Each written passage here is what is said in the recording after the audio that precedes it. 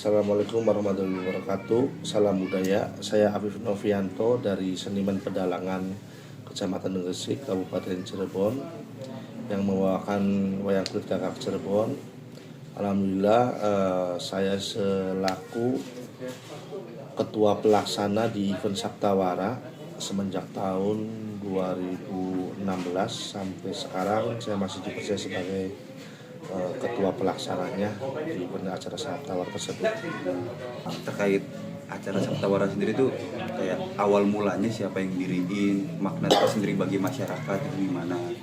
Jadi saya berbicara latar belakang Saptawara itu sendiri. Jadi di Gresik itu identik dengan seniman pedalangan. Seniman pedalangan wayang kulit pertama kali di Gresik itu Ki Konjem. Ki Konjem berarti masih eranya perang Pedongdong, masa penjajahan zaman Belanda. Konon katanya Ki Konjem itu turunan langsung dari Sunan Kalijaga, yang pada sampai saat ini mempunyai turunan Ki Konjem, mempunyai turunan yaitu Ki Sojat. Ki Sojat mempunyai turunan ada Ki Winda, ada Ki Purba atau Ki Jublak atau Ki Lesek, dan sekarang Ki Winda mempunyai banyak anak cucu yang sampai sekarang masih eksis dalam menjalankan event Saptawara. Contohnya anak cucu Ki Konjem sendiri ada Ki Dalang Suryono, Ki Dalang Timbul, Ki Dalang Sugiono, Ki Dalang Suwarta, dan masih banyak yang lainnya. Awal mula Saptawara itu penyelenggaraannya dengan dasar syukuran silaturahmi antar sesama dalang. Kalau bahasa Cirebonnya sih di sini namanya buka panggung. Buka panggung itu dalam arti syukurannya para dalang. Ya bentuknya pagelaran wayang. Di sambil doa bersama, kirim doa ke orang tua yang terdahulu yang sudah tidak ada. Awal mula terbentuknya Saptawara itu di tahun 1994. Pada waktu itu penggagasnya masih banyak seniman sepuh yang masih hadir kala itu, kayak Ki Warsinta, Ki Wita, Ki Basari, Ki Bahani, sama Ki Dalang Haji Mansur atau yang lainnya. Kemungkinan saksi hidupnya juga sampai sekarang masih ada, kayak Dalang Suryono, Dalang Sudarso, dan yang lainnya. Ya, pada waktu itu beliau masih sangat muda buat menjalankan Saptawara. Awal setahun 1994 kita konsisten di Saptawara itu tujuannya sebagai syukuran. Dan pada akhirnya alhamdulillah dengan konsistensi Seniman Pedalangan Gresik tahun 2016 kami mendapat support bantuan dari pemerintah. Pada waktu itu dianggarkan dari dana anggaran kabupaten dan Afif sendiri, lalu terbentuklah Saptawara yang sekarang yang benar-benar disupport pemerintah. Saptawara kita ambil dari Saptawara. Sapta itu yang berarti 7, Wara itu yang berarti woworo. Woworo itu memberitahukan bahwasanya ada doa bersama, ada pagelaran dalang.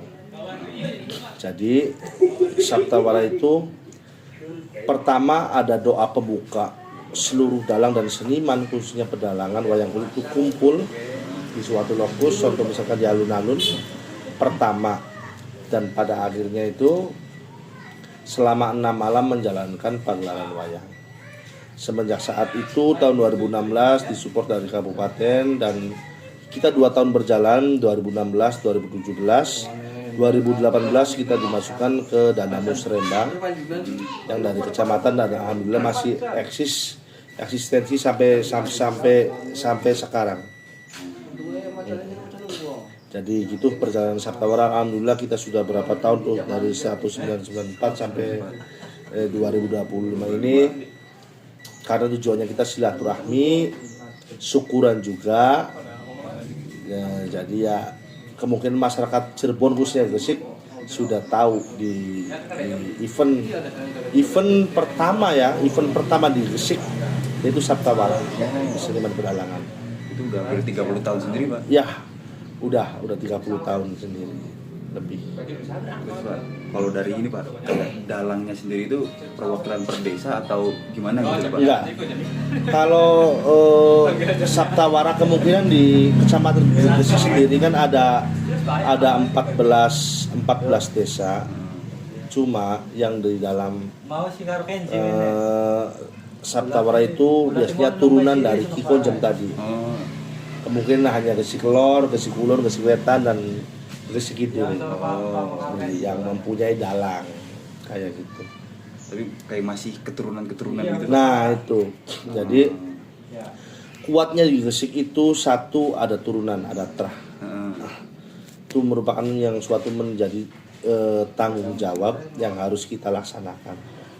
Tapi ada juga di Gresik yang bukan turunan, tapi ya mempunyai potensi menjadi dalang, ya kita bentuk sama-sama silaturahmi. Jadi intinya sih dasarnya itu turunan. Tapi lama kelamaan dengan adanya waktu tidak ada lagi kata-kata turunan lagi. Intinya silaturahmi seniman pedalangan, jadi semuanya ya siapa aja yang pengen menjadi dalang sudah menjadi dalang, khususnya di Kecamatan Gresik ya kita ikut sertakan ke dalam event Saptawara ini. Kayak gitu. Kalau yang Mas Wisnu itu, Pak, yang dalang cilik itu, Mas Wisnu. Dalang cilik ada Mas Wisnu, ada Mas Bimo. Alhamdulillah di Gresik ini kita tiap tahun ikut serta dalam festival dalang tingkat nasional. Tiap tahunnya. Cuma kita belum diberi kesempatan buat menjuarai itu. Tapi alhamdulillah tahun 2022 kemarin perwakilan dalang dari Gresik ke Cirebon yang bernama Bimo Nugroho mendapat juara 1 harapan atau juara 4 tingkat nasional. Kayak gitu. Tapi Pak, kalau buat Saptawara sendiri nih, Pak, itu tuh ada yang beda nggak sih dari tahun-tahun sebelumnya kalau di tahun ini? Pasti ada yang beda. Satu karena kemungkinan dari segi era globalisasi kita pengikutan zaman, dari segi musik gendingnya juga pengaruh lakon, pengaruh tripan atau yang lainnya. Contoh di dalam Saptawara perkembangannya, saya berbicara perkembangannya dari dulu misalkan 1 malam 2-3 dalang itu secara bergantian, tapi sekarang udah beda. Sekarang dalang bisa dikolaborasikan, dicampur 1 malam menjadi 2 dalang dalam 1 pakliran, atau di dalam 1 malam 3 dalang di dalam 1 pakliran. Karena kan sekarang anak muda khususnya ya mengikuti contohnya yang dari isi Surakarta atau Jogja atau Bandung, itu dalam artian bisa mengikuti mereka. Tapi kalau di Cirebon sendiri tuh, Pak, kayak misal ada kayak sekolahnya tentang dalang. Nah itu saya kalau udah berbicara begitu agak prihatin. Karena apa? Seperti yang kita ketahui, condong seni di Surakarta itu ada isi Surakarta, di Jogja ada isi Yogyakarta, di Bali ada isi Bali, di Bandung ada isi Bandung. Mereka itu dalam artian sekolahnya ada mengikuti di bidang kesenian. Tapi Cirebon alhamdulillah karena oke, dingin ada beribut Mbak. Di Cirebon itu khususnya seniman pedalangan dipelajari dengan secara otodidak atau ortodoks, tidak secara akademisi, tapi tanggung jawab itu yang merupakan menjadi suatu acuan kita buat memberlangsungkan kesenian Cirebon supaya bisa mengikuti zaman.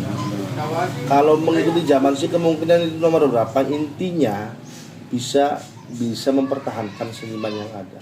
Jadi sekarang pemerintah sudah dianjurkan tentang Undang-Undang Nomor 5 Tahun 2017 tentang pemajuan budaya, bagaimana kita mengemas suatu kebudayaan atau kesenian itu buat mengeksploitasi kemajuan budaya itu sendiri. Kayak gitu. Terus Pak, kalau yang ini terkait kalau Bapak sendiri ngeliat anak mudanya itu pada tertarik nggak sih Pak sama kesenian-kesenian yang ada di Gresik? Kalau kita berbicara Gresik, ketika kita berbicara wayang, ya ada kemungkinan ada yang tertarik atau yang enggak. Tapi yang namanya Gresik, di Gresik orang udah tidak aneh sama wayang kulit. Bisa dikatakan nggak nyaman tapi mereka nyaman, bisa dikatakan nyaman tapi mereka ya biasa-biasa aja. Tapi dalam konteks ini kami selaku seniman pedalangan selalu berusaha semaksimal mungkin dengan adanya pemajuan budaya atau ketahanan budaya tersebut. Contoh, kami sudah mengupayakan untuk perkembangan wayang dengan terbentuk atau terciptanya wakeling. Wakeling itu wayang keliling, bagaimana mensosialisasikan kepada anak-anak regenerasi muda. Wakeling simpel, di atas mobil dalangnya satu, dayangannya ada 6 atau 7 dengan durasi yang biasanya wayang 1 malam sekarang bisa diringkas atau dirangkum menjadi setengah jam atau 1 jam. Kenapa kayak gitu? Saya ide pemikiran dasar awal itu karena apa? Satu ya, masalah terkikisnya anak-anak yang tidak mengemari wayang lagi. Contoh kayak gini, zaman dulu ketika ada pagelaran wayang anak tidak pada nonton. Tapi sekarang ada pagelaran wayang anak-anak pulang sekolah jangan pun nonton. Kepala aja melengos ke pagelaran wayang lebih enggak. Nah itu menjadi suatu dasar atau menjadi suatu tantangan, suatu tanggung jawab kami bersama untuk memajukan atau seenggaknya mempertahankan budaya yang sudah ada.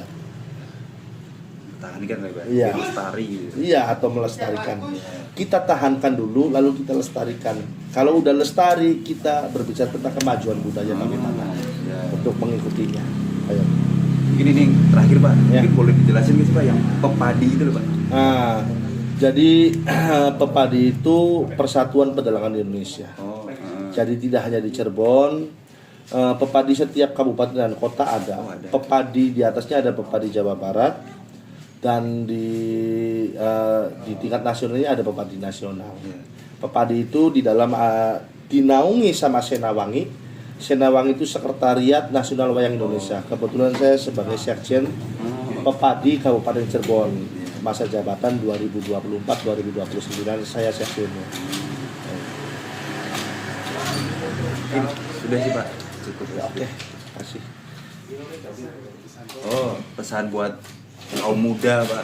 Pesannya, saya tidak berbicara banyak dalam konteks ini, dalam artian seenggaknya gini, saya mau menyampaikan terkait wayang kulit Jagrak Cirebon ini. Walaupun di Cirebon ya tidak ada dalam arti tanda kutip tidak berbicara akademisi atau yang lainnya, tapi kita selalu berusaha buat mengembangkan seniman wayang kulit. Dan satu pesan yang paling klimaks terakhir, jangan sampai kita menjadi tamu di rumah kita sendiri. Orang lain asing ingin mendapatkan ilmu tentang wayang kulit di Cirebon, mereka dapat ilmunya, kita terlena oleh budaya lain, pada akhirnya kita menjadi asing akan budaya sendiri.